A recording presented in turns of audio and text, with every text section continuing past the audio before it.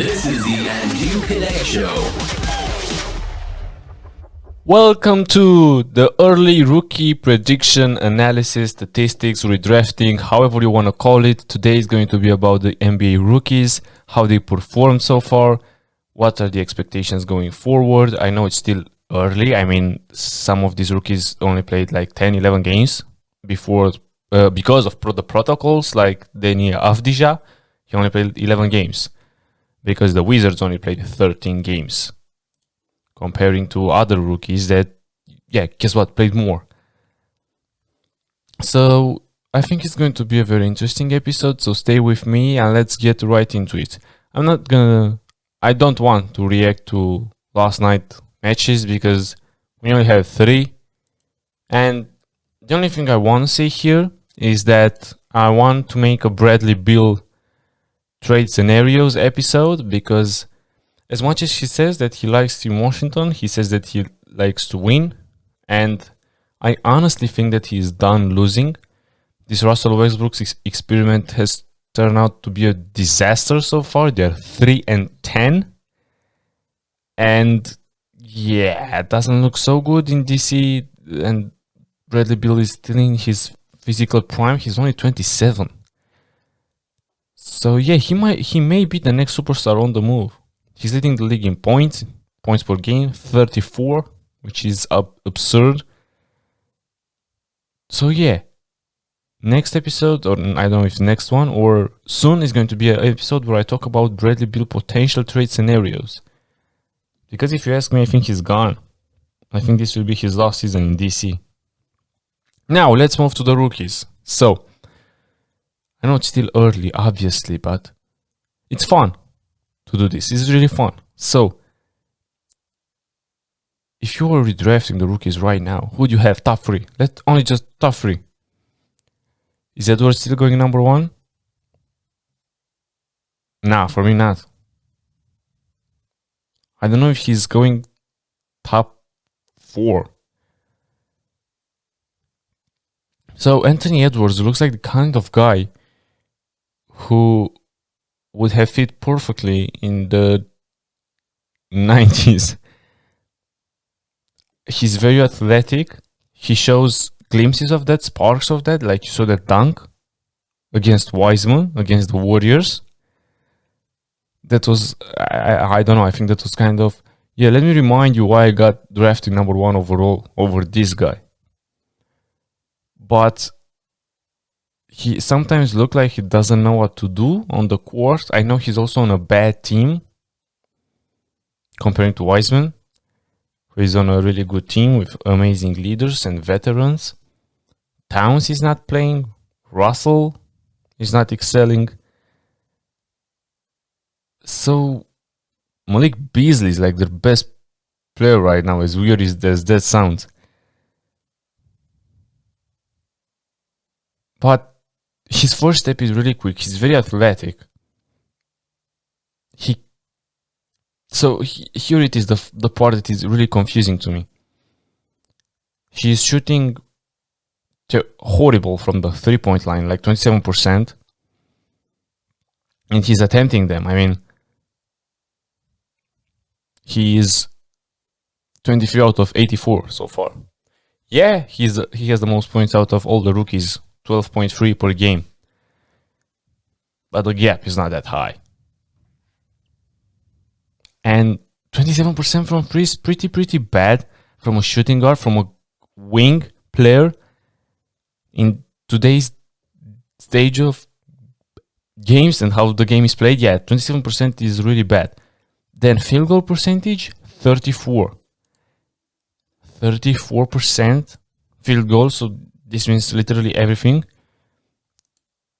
It's even worse than 27% from free, honestly, if you ask me. His best spot on the court is like in the paint. He's shooting 43% in the paint, which is really, really bad. So top of the key, he's shooting 13%. If you look at the statistics more detailed, he's averaging 3 rebounds, 1.6 assists, 2 turnovers, 0.5, 0.6 steals. Yeah. Edwards is not going top 3, even top 4, maybe, if I want to redraft right now. And I don't know if that's a concern. As I said, it's still young, so I'm not going to be, I don't know, I'm not going to go berserk on these kids. He's good. No question about it. He's good and his potential is wow. But these shooting splits are weird because he's also shooting 80% at the free throw line. 80. So which is pretty good for a rookie. And usually a guy who's shooting 80% from the free throw line doesn't shoot that worse from the field or for the 3-point range, which is kind of weird. He's averaging 24 minutes per game. If you ask me, he should get more because this team is clearly still a young rebuilding team with 0 chances to make the play-in tournament as of right now. Okay, maybe 1%. I don't see that. They got Russell and Towns. Yeah, they are best friends. Towns is out. Edwards should get more playing time. And they should find a way to somehow integrate him better. Because he shows, as I said, he showed glimpses. He's attacking. Shooting, terribly. But he's attacking. He's scoring. Layups. You can see that he kind of has that football background because of his aggressiveness and how he's built. He's incredibly muscular and athletic. But he should, I don't know if he was the number 1 pick. James Wiseman can make an argument that this guy can be like a unicorn. He's averaging 12 points, or whatever, 11.9, 5 rebounds. He's shooting the ball pretty efficiently. I mean, 51% from the field is alright. He's a center, I know, but he's a rookie. 33% or 3. He's not shooting them really much. He's 6 of 18. But apparently he can shoot some of them.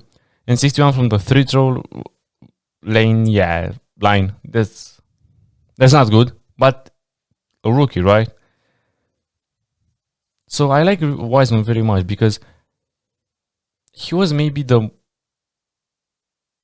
pick with the most. So it looked like he was the pick with the most risk, but also the greatest reward, in my opinion, because he didn't play in college. He played like 2 or 3 games. It was that scandal I really forgot about right now what it was all about. It doesn't matter right now, but so he never played. I mean, not he never played. You didn't see him play when he matured himself as a teenager. I don't know how to say. You get me. So the sample size for him was more. But he looked like an amazing player because he's also really athletic. He showed some hands. He controlled the ball really good for a rookie and for a center. At his size, he can also shoot a 3. You obviously don't want to transform him into a 3-point shooter. But he can shoot it. He's rebounding. He's blocking shots. And he's on a good system. So this is why I think that any of these rookies so far that would have went to Golden State would have a major advantage. Because he's playing with Steph and Dre. Because these guys are veterans. Curry and Draymond Green have played together their entire career. Not to mention Klay Thompson, who is out with injury, but these guys play together their entire career. They know how to play. They know where to be. They know where all the passes go. They know everything. They know where to find each other. And integrating a kid like Wiseman in this system. Remember, if Klay was not playing, I really view the Warriors as a title contender. Right now, yeah, they will probably make the playoffs. Or at least the play-in if things go really bad for them. But with Klay, Are you freaking kidding me? Title contenders. Plus Wiseman. He's a really good player and a really good center, and they lack some center depth. I know he's young, but as I said, he can do a lot of things.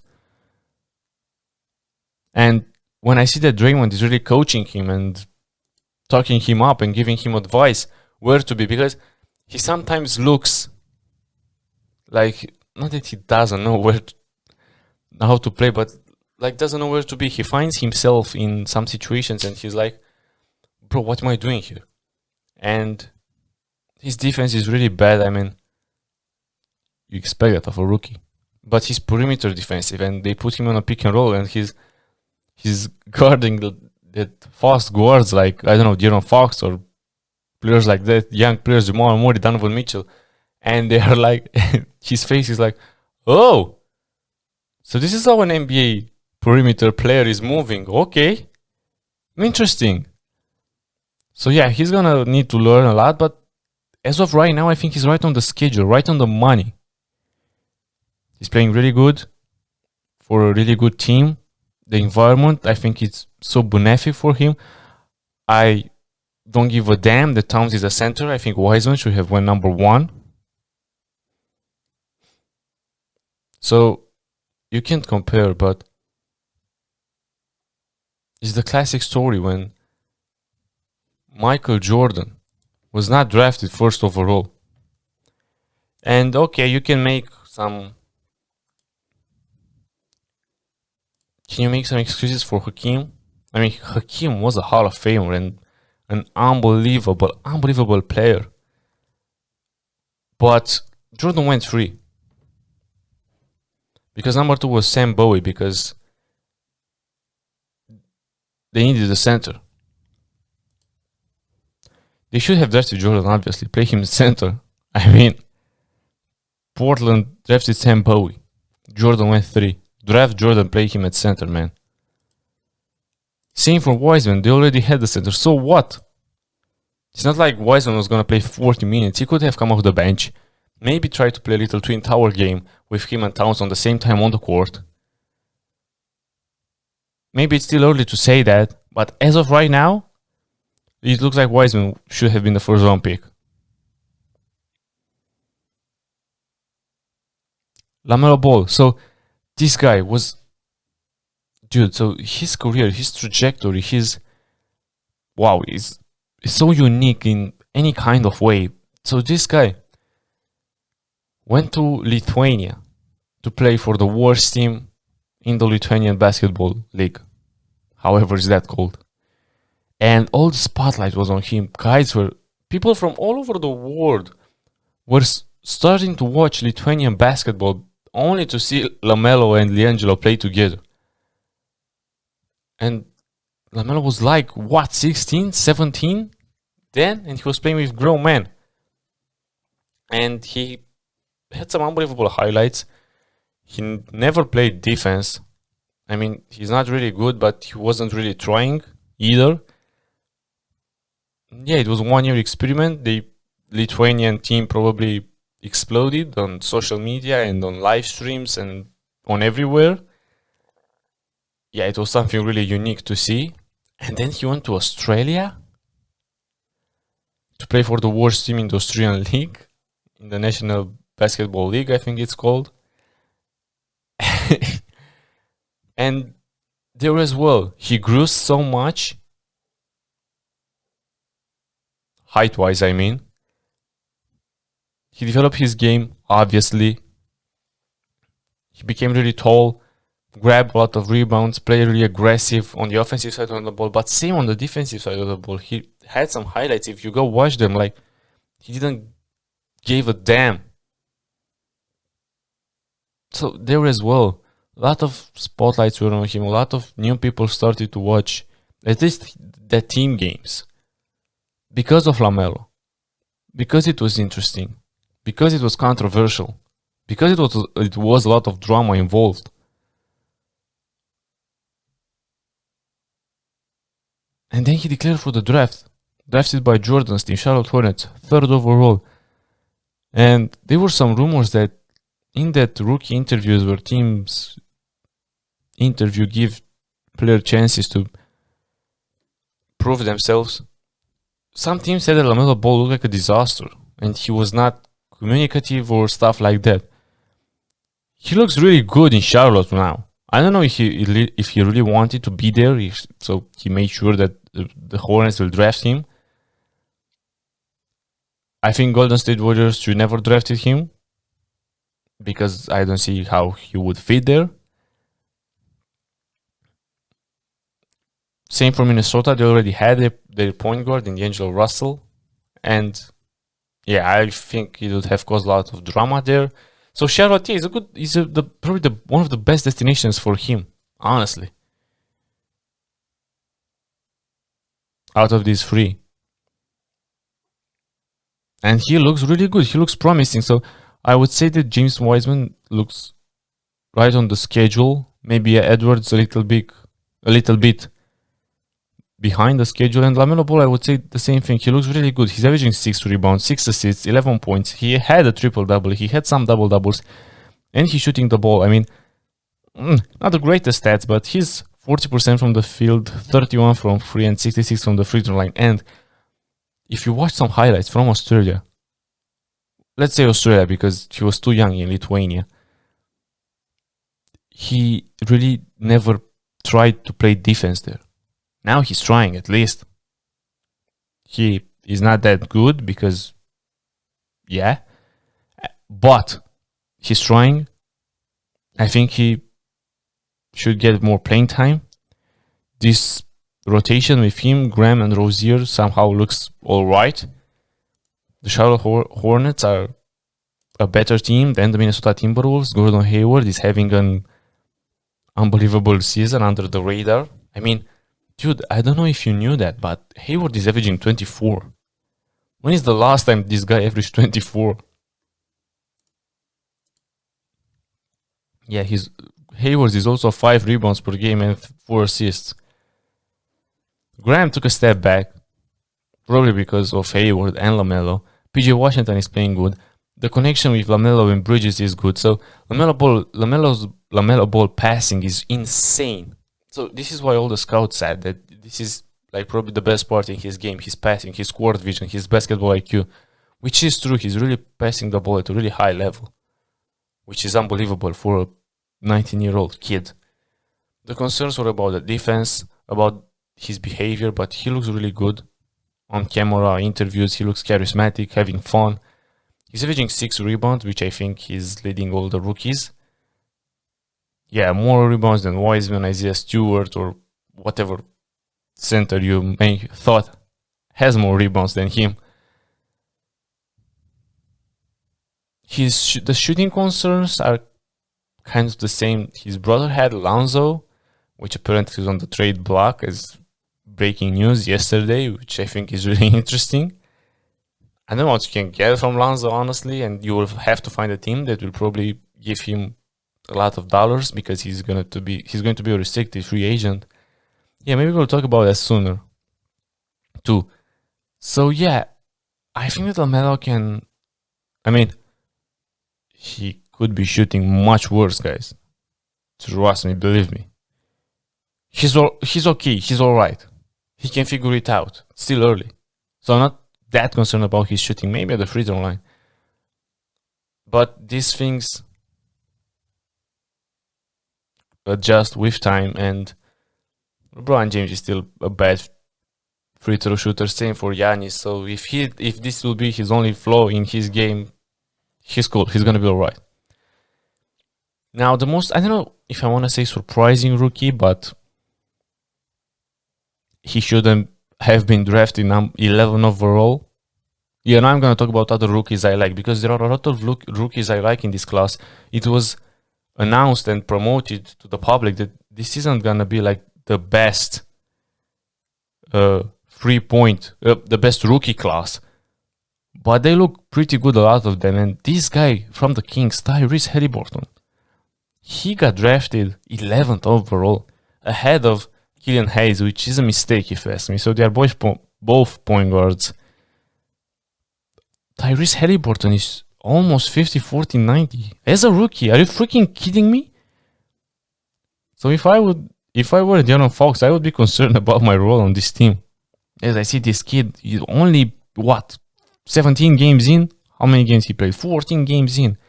50% from the field, 47% from free, 81% from the free throw line with 11 points, 3 rebounds, 5 assists. So this kid is really good. He can really shoot the free. Yeah, he doesn't attack the rim that much. He only has 11 free throw attempts, of which he made 9. Probably this is why the free throw statistic look really good. But oh my god, he's really good. He can facilitate his shot. It's still weird. People said that it wouldn't translate good to an NBA game, to the NBA atmosphere, but he's proving the doubters wrong. And yeah, if I would have to redraft, I would probably have him, I don't know, second or third. Dude, this guy's really, really, really good. Watch some Kings games. He isn't afraid of the moment. And he's getting more playing time. 28 minutes. Which I think is at least every rookie should get on these teams. Because apart from the Golden State Warriors, I don't think none of these teams have playoff aspirations. I mean, the Kings, the Charlotte Hornets, and who was else? Timberwolves, right. So I don't know if this guy really have playoff aspirations, but I really like this kid, Tyrese Haliburton. And yeah, he kind of looks upset. I mean, not that he ended up with the Kings, but upset because he was drafted 11 overall. He's proving like everyone like, how can you draft all these guys ahead of me, man?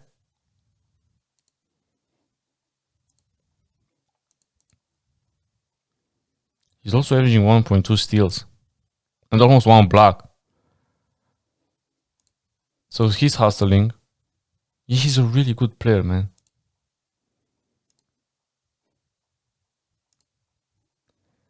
Then another surprising rookie that I don't even know when he was drafted, but he should have been drafted way before. He's from the Knicks, and yeah, he's not Abi Toppin. Emmanuel Quickly. Dude, this guy is averaging 11 points. He's shooting 94% from the free throw line, and he has 36 attempts. So it's not like he's not attempting. He's shooting 37% from free, which is, I think, about league average. And he's a rookie. He's 21. Okay, he's 1 year or 2 years older than all these guys I mentioned before, but are you freaking kidding me? 40% from the field. He's not afraid of the moment. He's averaging only 17 minutes. Dude, this guy per 36 is 22 points. 5 assists. Wow.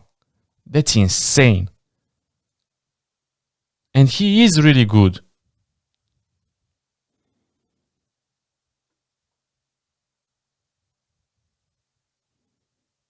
He's above league average at the 3-point line. So I don't know how this guy fell to the 27 spot something when he got drafted, but he's an unbelievable shooter. He can dish out some assists. I don't know if you will want him to be the primarily ball handler on your team. But oh my god, he's looking spectacular. And he should get more playing time because if you remember, it was not so long ago when the Knicks were like the revelation of the East. They are on the 9th seed. I mean, it could have been worse. Obviously, they are the Knicks. You would expect the worst. But they are still, I think, contending for that play-in tournament.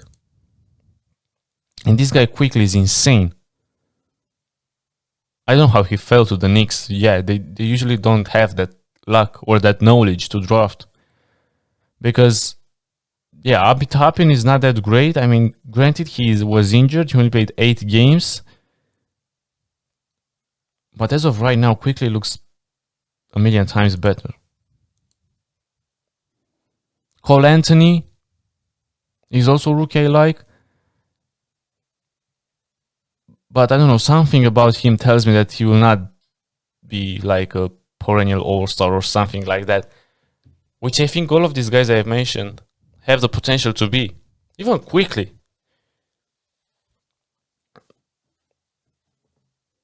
Cole Anthony is really good, man. He's okay, but he's also on a team that is not necessarily bad, but the thing with the Orlando Magic is that they have a lot of guys injured. So Fultz went down, and since then Cole Anthony became like the primarily ball handler and point guard, and I don't know if this task is too much for him as a rookie. He's averaging 4.6 rebounds, which is impressive because he's really small. So that's impressive. He's fighting. He hit the game winner, so he has will, he has desire, he has power. I got my eyes on him. Shooting wise, yeah. 36% from the field, 33% from the 3-point line, 84 from the free throw line, which is impressive. I got my eyes on him. Another rookie I really like, man, and I think has a bright future in this league. I don't know. So this for me is probably my favorite rookie. Patrick Williams from the Bulls, drafted 4th overall. So he's averaging 9 points, 4 rebounds, 1 assist on about 25 minutes per game. He's already starting. I mean, he's not always necessarily finishing, but he's already starting with the Bulls.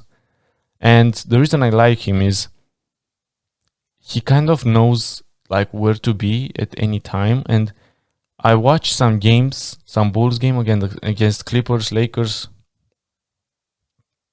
and he's not afraid. He's all right. Kawhi is handling the ball. I'm gonna go ahead of him. LeBron is guarding the ball. So what? I'm gonna be ahead of him. I don't care. This guy has 4 rings, and some people believe that he's the best player of all time. So what? So his attitude is unbelievable. His shooting splits are insane because he's shooting 44% from free. But if you really watch his shot, it looks kind of weird. I don't know what about it looks weird, but watch his shot because it's interesting. That's all I can say. He's also shooting good from the free throw line, 80%, 46% from free. He has 11 blocks so far, which is kind of impressive considering he's a small forward. 12 steals. Not the greatest passer, not the greatest facilitator, but he can always develop that. I really like him. I like his size. I like how he's built. He's strong. He isn't afraid of the moment. I think the Bulls really got a good rookie in here. Obviously, so if I were the Bulls with the 4th pick, who I would draft before Patrick Williams? Probably Haliburton. And that's it. Of the people that were drafted after Patrick Williams, I think I will only take Haliburton before him. Another interesting rookie, Tyrese Maxey, he played good. He had a game where he exploded, and this is why probably his stats are that much, because otherwise he's not playing that much. But so we don't know exactly what happened in that Harden-Philadelphia trade potential scenario. But maybe the Sixers, maybe the Rockets were okay. So give me Simmons, Tybalt, 2 free first-round picks, and Tyrese Maxey. And the Sixers were, oh, no, I'm not giving you Tyrese Maxey. We don't know, but it's a possibility. It's also a possibility to think that the Rockets will never trade their best player since Hakeem to their Mori team, the Sixers. It's also plausible, obviously. I don't know. But this guy looks okay, he looks promising. So another shout out that I want to give to some rookies is that Tate guy in Houston. Which, I don't know exactly what's going on in Houston, but it looks like everyone is on their own. Yeah, it's weird. And the 2 rookies from Memphis, man. Desmond Bane and Xavier Tillman. I mean, no one saw that. So the Memphis Grizzlies, yes, they had an easy schedule, but nevertheless, they're on a 5-game winning streak. Ja Morant and Jaren Jackson Jr. were out, so they are easily their two best players. And Tillman and Bain really played really good.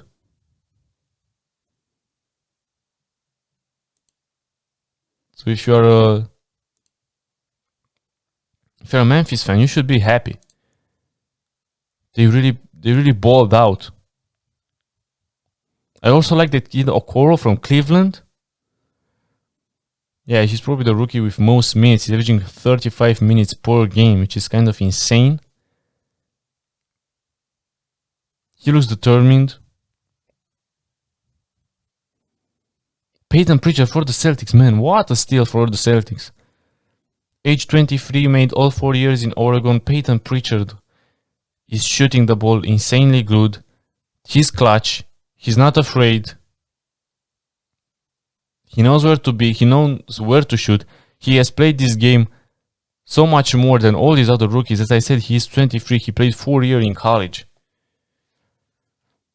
So his knowledge, let's say, is most developed. He doesn't have the body. He's not the most athletic. He's not the most talented, but he's one of the most hard-working dudes. As you can see on the court. The eye test tells you that. So, to make a comparison, yes, I can see Tyrese Haliburton being an MVP in the league one day. I can never see Peyton Pritchard being an MVP or a superstar or whatever. But I can see him having a very successful career, being like the role player that every team wants, that every contending team wants. Saddiq Bey from the Detroit. So yeah, it looks bad in Detroit for Killian Hayes. Maybe even Isaiah Stewart hasn't shown so much promise. But Saddiq Bey, at 21 years of age, I don't know. He's alright. He has some good shooting games, some really good shooting games. He can rebound the ball. He's tall. He's jumping really high. He's athletic. So yeah, and another, like, my curiosity, let's say that, from the draft, and we will end the episode right here, is Devin Vassell from the Spurs. Because he's getting 18 minutes. He's producing like 6 points, 3 rebounds, almost 2 assists. He can do some stuff. But it's the Spurs, man, and they're player development, and they always find gems in the draft. Like, you may not see that in the first year, but remember, I think we said it about older young players. I mean, Lonnie Walker hasn't looked like exceptionally great in his first year, but yeah, he's not like an all-star right now, but he's improving so much. DeJounte Murray is one of my favorite young players in the league. I like really much Derek White. So I don't know what to expect from this Vassell kid. Spurs are 9-8 right now. Keldon Johnson is really good, and he wasn't like the best player when he got drafted. But it's interesting. Maybe they can do something for their future with Murray, Keldon Johnson, Lonnie Walker, this guy Vassell. It's going to be interesting, and yeah, this curiosity will probably take some time until we finally find out who Vassell is. But I will keep my eyes on him too, because he's a member of the Spurs. That's why. And the Spurs always know how to develop their players. So this was it. Thank you guys for listening to my rookies leaderboard, too early, however you want to call it, episode. Stay tuned, because as I said, I will drop a Bradley Beal potential trade destination soon. Today we are also on the 27th of January, and soon enough the tournaments in Australia will start, the ATP Cup, also some WTA events. I will be talking about them because I really miss tennis. Not all the drama that has been so far at Australian Open, I don't want to talk about it because it's none of my business, and I think, yeah, a lot of bad stuff happened there, let's just say that, a nightmare. But I'm excited to see some tennis players give their best in Australia. Thank you so much for listening. Don't forget to subscribe on YouTube. Comment down below if you were to redraft your top 3 rookies. Don't forget to follow me on Spotify and whatever you find your podcasts. I'm right there on the platform. Just search for me, the Andu Kedei Show. Have a nice day. Peace!